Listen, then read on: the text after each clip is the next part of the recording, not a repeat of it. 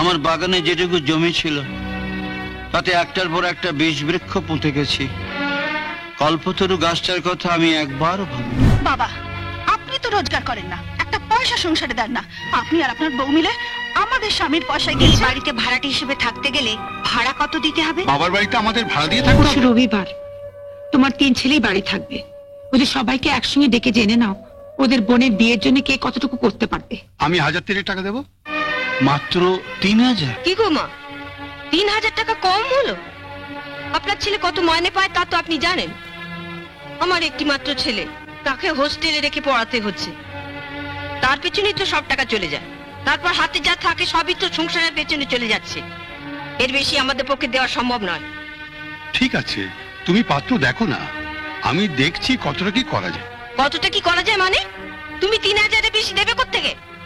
বোনের বিয়ের জন্য শেষকালটা চুরি করবে নাকি?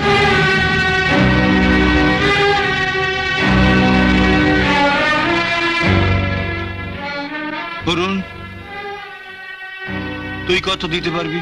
আমি বিয়েতে খাট বিছানাটা দিয়ে দেবো। সে তো খুব ভালো কথা। আচ্ছা তুই এক কাজ কর, তোকে খাট বিছানা দিতে হবে না, তুই নগদ 5000 টাকা আমার হাতে। না বাবা, নগদ আমরা দিতে পারবো না। আমার দাদার ফার্নিচারের দোকান থেকে ইনস্টলমেন্টে খাটটা নিয়ে আসবো, তারপর ধীরে ধীরে শোধ করে দেবো।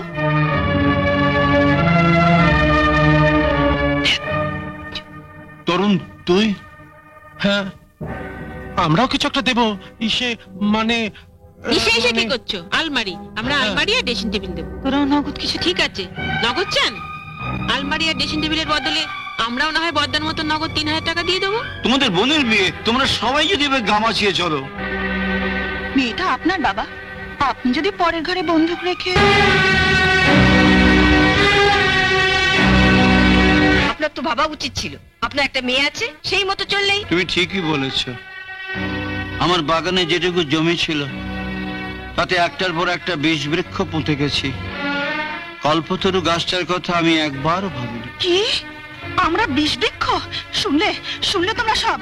বাবা, আপনি তো রোজগার করেন না, একটা পয়সা সংসারে দেন না। আপনি আর আপনার বউ মিলে আমাদের স্বামীর পয়সায় গেলছেন। বৌমা, শুধু কি ভাত গিলছেন? আপনার সিগারেটের খরচা, মায়ের পানের খরচা সবই তো আমাদের দিতে হচ্ছে। আর দিতে হবে না। আচ্ছা বাবা, ঠিক করে বলো তো, আমি কি তোমাদের কাছে সত্যি সত্যি বোঝা হয়ে গেছি? তুমি আবার কেন এর মধ্যে এলে? মা, তুমি যাও যাও। সমস্যাটা যখন আমাকে নিয়ে, আমাকে তো আসতেই হবে। শোনো, তোমাদের আমি সাফ সাফ বলে দিচ্ছি, আমার জন্য তোমাদের কারোর কোনো চিন্তা করতে হবে না।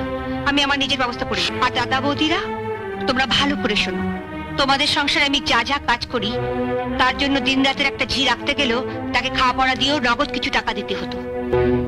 তাই তোমরা 3 দাদা বৌদি মিলে আজকে মিটিং করে ঠিক করে নেবে খাওয়া দাওয়া বাদ দিয়ে আমার মাইনে কত হয়। আর তোমরা যেটা ঠিক করবে সেটাই মাস গেলে বাবার হাতে তুলে দেবে। তার থেকে বাবার সিগারেট আর মার পানের খরচ চলবে।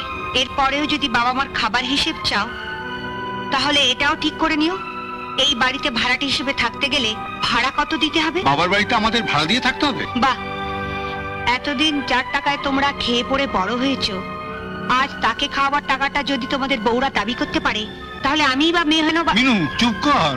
বাবা, আমি তোমাকে হাত জোড় করে বলছি বাবা, নিজের মেয়ের বিয়ে দিতে না পারো দিও না, কিন্তু যাদের বাবারা তাদের মেয়েদের একদিন এ বাড়ির বউ করবার জন্য তোমার হাতে পায়ে ধরেছিল, আর তুমি একটা টাকা পয়সা নিয়ে তাদের এই বাড়ির বউ করে এনেছিলে, আর আজকে তোমার নিজের মেয়েকে বউ সাজাতে গিয়ে তুমি সেই বউদের কাছে হাত পাতবে?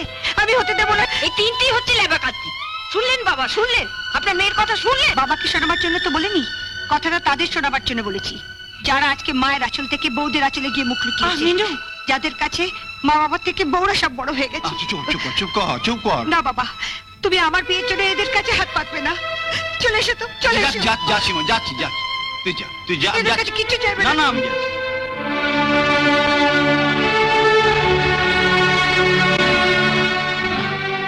তোরা কিছু মনে করিস না অনু, জানিস তো একটুতে। আপনি দেখে নেবেন বাবা, আমাদের জন্য নয়, ওই মেয়ের জন্যই আপনাকে মাথা নিচু করতে হবে।